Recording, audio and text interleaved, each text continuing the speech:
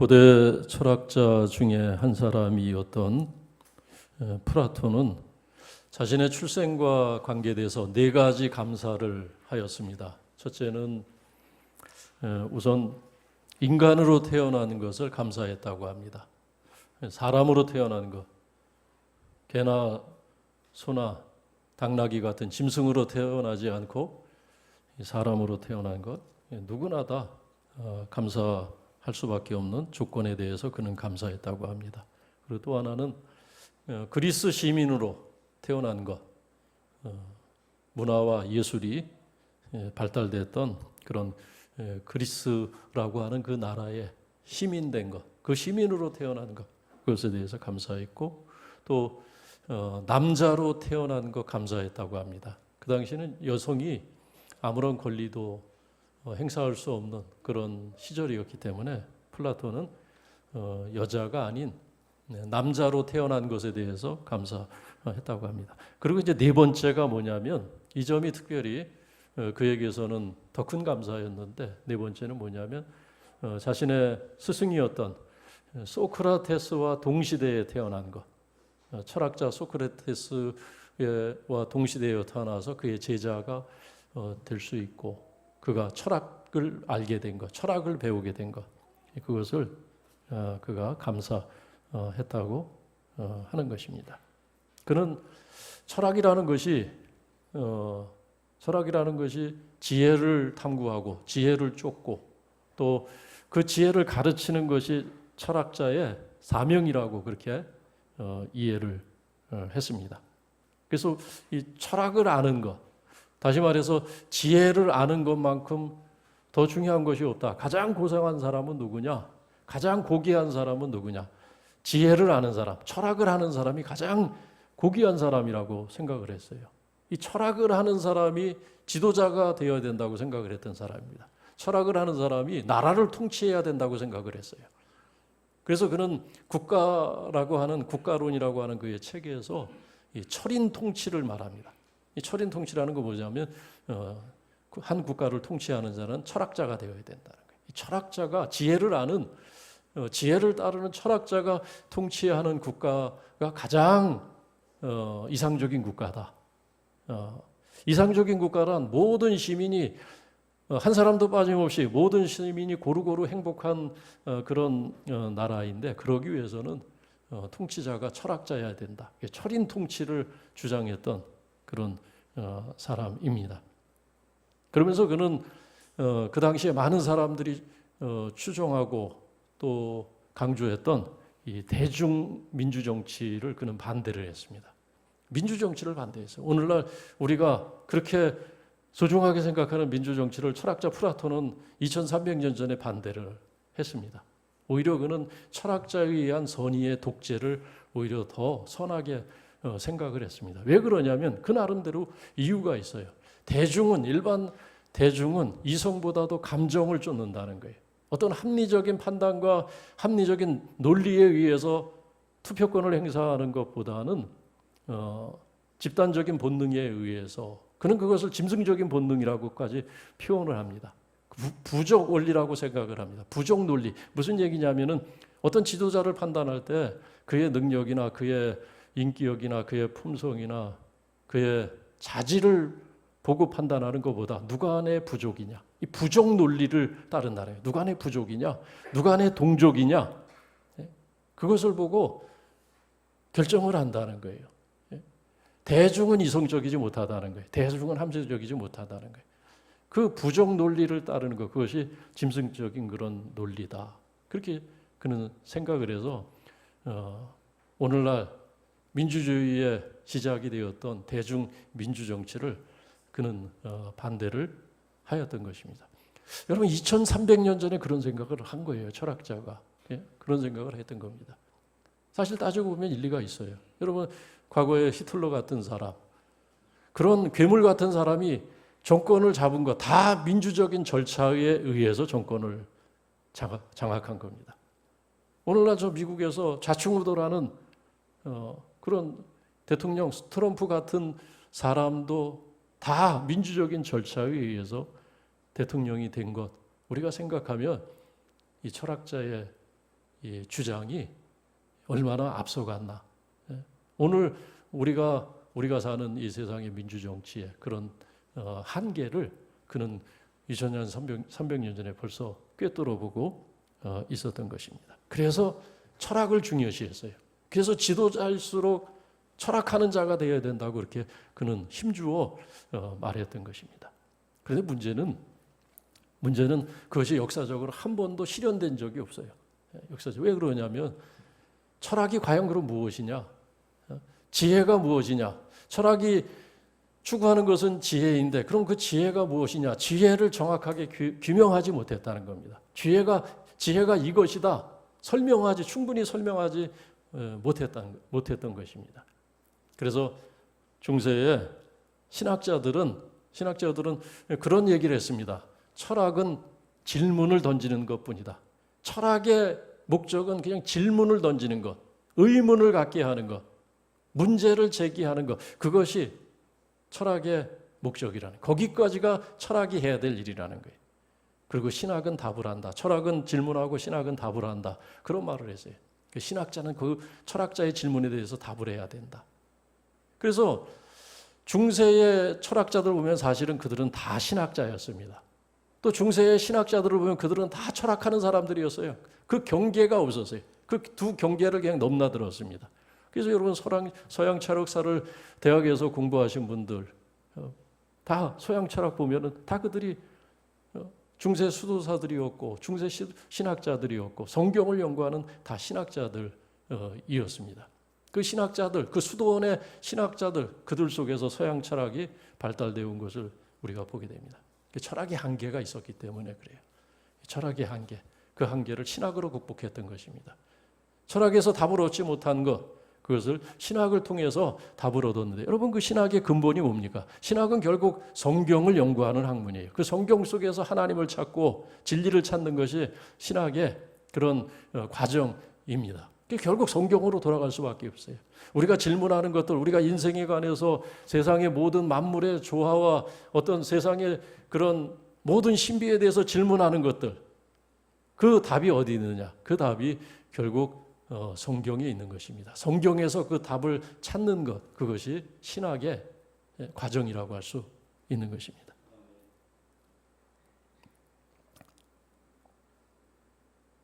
이 성경에서는 지혜를 무엇이라고 하느냐? 아주 간단합니다. 성경으로 돌아가면은 그렇게 철학자들이 고민하고 탐구하던 그 지혜에 대해서 너무나 사실은 어떻게 보면 너무나 쉽게 답을 주고 있습니다. 잠언서 9장 10절 말씀 보면은 이렇게 말씀하고 있습니다. 여호와를 경외하는 것이 지혜의 근본이고 거룩하신 자를 아는 것이 명철이니라. 지혜의 근본, 하나님을 아는 거예요. 하나님을 알고 그를 경외하는 것이 지혜의 시작이라는 겁니다. 지혜의 근본이라는 것은 지혜가 거기서부터 출발한다는 겁니다. 하나님을 아는 것이 지혜의 시작이고 명철의 시작이라는 것입니다. 그것 말고는 답이 없다는 거예요. 그럴 수밖에 없는 것이, 여러분, 인간이 어떤 존재입니까? 인간이 어떻게 지음을 받았습니까? 사람의 생명이 어디서부터 왔습니까? 우리의 영혼, 우리의 정신, 그것이 어디서부터 시작이 되었습니까? 하나님의 창조의 과정을 보면 하나님께서 사람을 지으실 때 흙으로 사람을 빚으시고 그리고 그것으로 마무리하신 것이 아니에요. 그냥 흙으로 사람을 빚으신 다음에 다 됐다. 그리고 그것을 보시기에 좋았더라. 그러신 것이 아닙니다. 하나님의 창조의 과정에서 사람을 흙으로 지으신 것은 1단계예요.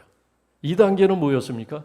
2단계는 하나님께서 하나님의 생기를 그 코에 불러넣으셨다는 거예요. 하나님의 생기를 그 코에 주입하셨다는 겁니다. 성경은 하나님께서 그 코에 생기를 불러넣으심에 저가 생명이 되었다. 살아있는 존재가 되었다는 거예요. 비로소 생명을 가진 인간이 되었다는 겁니다.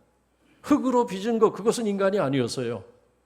마무리, 완성의 단계는 뭐냐면 하나님이 그 코에 하나님의 생기를 불러넣으심으로 완전한 살아있는 존재가 되었다는 것, 생명이 되었다는 것은 그런 존재입니다. 그렇기 때문에 사람됨의 조건, 만일 우리가 우리의 영혼이 없고 우리의 정신이 죽어 있고 하면은 우린 사람이 아니에요, 사실은. 그냥 고깃덩어리입니다. 그냥 육체만 남은 고기 덩어리에 지나지 않는 것입니다. 사람됨의 조건은 뭐냐면 하나님의 그 생기를 주임받은 하나님과의 관계 속에서 하나님을 알고 그를 경외하는 것, 하나님의 영이 있으므로 하나님을 경외하고 하나님을 예배하는 것, 그것이 사람됨의 조건이라는 겁니다. 그래서 창세기 6장 3절 말씀 보면 하나님께서 세상의 모든 사람들이 죄를 밥 먹듯이 반복하고 불의를 행하고 불순종하고 하나님을 알지도 않고 하나님을 섬기지도 않고 하나님을 떠나 자기 정욕을 쫓아 행하는 그 모습을 보면서 하나님께서 사람 지으신 것을 후회하셨다는 거예요. 하나님께서 사람 창조하신 것을 후회하시고 물로 세상을 심판하실 때 하나님께서 그 사람에 대해서 뭐라고 말씀하시냐면 나의 신이 사람과 함께하지 않는다.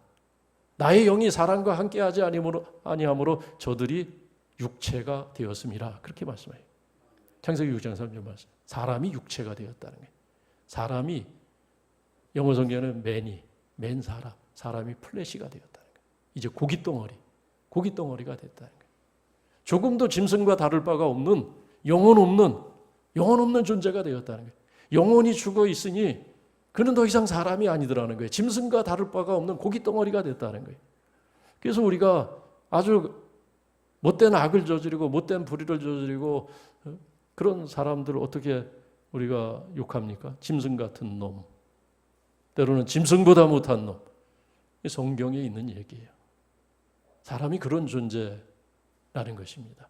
사람이 사람 될 수 있는 것은 자기의 근본을 알고 자기의 생명의 출발이 여호와 하나님, 그 하나님으로부터 왔음을 알고 그를 섬기는 것, 그를 경외하는 것, 그것이 사람됨의 조건이고 그것이 지혜의 시작이라는 것입니다. 그래서 지도자도 그렇고 만일 지도자가 이 지혜가 없으면 그가 가진 권력은 폭력이 되는 것입니다. 그가 가진 권력은 백성과 시민을 행복하게 하는 것이 아니라 불행하게 하는 것이 되는 거예요. 무기가 되는 것입니다. 나라를 살리는 도구가 되는 것이 아니라 나라를 어렵게 하고 나라를 망치는 흉악한 무기가 되는 것입니다. 2300년 전에 철학자는 그 위험성을 이미 간파하고 있었던 것입니다. 그래서 철학자는, 지도자는, 통치자는 철학자가 되어야 한다고 주장을 했던 것입니다. 개인도 마찬가지입니다. 이 지혜가 없으면, 하나님을 아는 지식이 없으면 결국은 자기 마음에 감춘 그 욕망을 따라서, 정욕을 따라서 살아갈 수밖에 없는 것이 인간이다. 육체로 살아갈 수밖에 없는 것이 인간이다라는 겁니다. 오늘 에베소서 1장 8절 말씀에서 지혜와 총명에 대해서 말씀합니다. 하나님께서 에베소 교회에 그 철학자들이 오랫동안 탐구했던 그 지혜가 교회 가운데 있다는 거예요. 너희 가운데 이 지혜가 있다는 거예요. 너희 가운데 총명이 있다는 것입니다. 하나님이 교회 가운데, 성도들 가운데 이 총명을 주셨다는 것입니다. 그런데 이 지혜와 총명이 무엇이냐? 여러분, 어떤 것입니까? 오늘 말씀은 그것에 대해서 간단하게 아주 답을 주고 있습니다. 그것은 하나님의 비밀을 아는 것입니다. 지혜는 뭐냐? 가장 간단한 대답은 하나님의 비밀을 아는 것. 그것이 지혜입니다. 그럼 하나님의 비밀이 뭐냐? 그것은 하나님의 예정을 아는 것입니다. 하나님의 계획, 하나님의 설계, 예수 그리스도 안에서 하나님께서 만들어 놓으신 그 하나님의 그 예정하심을 알고 그것을 이해하는 것, 그것이 지혜라는 것입니다. 우리의 구원, 우리의 거듭남, 우리가 결정하고 우리가 경험하는 것들, 우리가 하나님의 은혜를 경험하는 것들, 우리의 어떤 헌신과 우리의 그런 결의들, 소중한 겁니다. 그러나 그것보다 더 소중한 것은 뭐냐면, 그것 이전에 있는 것이 뭐냐면 하나님의 예정입니다. 하나님의 선택입니다. 하나님의 계획이 먼저 있었다는 거예요. 그것을 아는 것, 그것이 지혜자의 삶이라는 것입니다. 지혜자는 뭐냐? 나의 선택과 나의 의지, 내가 보고 듣고 손으로 만지고 경험하는 것 이전에 그것보다 먼저 선행하는 하나님의 예정이 있었다는 것, 그것을 인정하고 하나님께 영광을 돌리는 그것이 지혜자의 모습이라고 하는 것입니다. 한 번은 그런 일이 있었습니다. 제가 군인교회에서 목회할 때 그 교회는 아주 주일마다 꽃꽂이, 아주 아름다운 정성스러운 강단 꽃꽂이가 늘 준비되는 그런 교회였어요. 오늘도 이렇게 오늘 전에 보지 못하던 꽃꽂이가 앞에 있는데 어제 김경태 안수 집사님과 그 따님이 꽃꽂이를 아주 잘하네요. 보니까 꽃꽂이 한번 하고 싶다고 그래서 어제 와서 했는데 아주 이쁘게 해놨습니다. 그 교회는 매주 그렇게 꽃꽂이를 하는 그런 교회였어요. 집사님 두 분이 아주 솜씨도 있고 또 교회 사랑하는 마음이 아주 특별해서 그 보통 일이 아니거든요. 매주 그거 하는 게. 근데 한 번은 사고가 생겼습니다. 어떤 일이냐면 새벽기도 시간에 예배를 마치고 제가 개인 기도를 하고 일어서다가 다리에 쥐가 난 거예요. 제가 무릎을 꿇고 기도하다 보니까 어떤 때는 뭐 어렸을 때부터 늘 무릎 꿇고 기도하는 게 습관이 됐기 때문에 문제가 되지 않는데 어떤 때 조금 더 오래 기도하면 저도 모르게 다리에 쥐가 나는 경우가 있어요. 이 다리에 쥐가 났어요. 그걸 모르고 벌떡 일어나다가 몸이 휘청거린 겁니다. 몸이 휘청거리면서 중심을 잃고 넘어졌어요. 강단에서 일어나다가. 그런 경우가 있어요. 그러면서 이 꽃꽂이를 건드린 거예요. 꽃꽂이를 건드리자마자 와장창 꽃꽂이가 흐트러지면서 꽃이 다 바닥에 떨어졌어요. 다 바닥에 쏟아졌습니다. 엉망이 됐어요. 엉망이. 여러분 그것을 제가 원상복구 할 수 있겠습니까? 없겠습니까? 저는 할 수 있다고 생각을 했어요. 왜냐하면 뭐 꽃 몇 송이 또 그 뭐 안개꽃 같은 거 이렇게 꽂아놨는데 그냥 이렇게 꽂아놓으면 웬만하면 되는 줄 알았어요. 근데 신기하게도 그게 되질 않아요. 아무리 시간을 들이고 노력을 해도 그게 되질 않아요. 원상복구가 안 되는 겁니다. 여러분 이거 원상복구 못해요. 이거 한 분만 이거 원상복구 할 수 있습니다. 비슷하게도 안 됩니다. 이거 다시 해볼 생각하지 마십시오. 뽑았다가 다시 해볼 생각. 절대 안 돼요. 절대. 그래서 제가 그 집사님에게 전화를 해서 자초지종을 얘기하고 집사님 꽃꽂이가 엉망이 됐는데 다시 한번 오셔서 그거 원상복구 집사님이 하셔야 되겠어요. 저는 도저히 안 됩니다. 그 집사님이 와서 다 원상복구를 할 때 제가 물어봤어요. 집사님 왜 저는 안 되죠? 그거 제가 분명히 봤는데 그대로 복구가 안 되네요. 제가 신경을 써서 해보려고 했는데 노력을 안 한 게 아닌데 노력을 했는데 비슷하게도 안 됐습니다. 그래서 집사님한테 전화를 했습니다. 어떻게 된 겁니까? 그 집사님이 그 질문을 하는 저에게 했던 말이 지금도 생각이 나요. 그 집사님이 뭐라 그러냐면은 그런 말을 하더라고요. 목사님, 꽃꽂이는 손으로 하는 게 아닙니다. 꽃꽂이는 마음으로 하는 겁니다. 마음에 내가 먼저 그린 그림이 있어요, 목사님.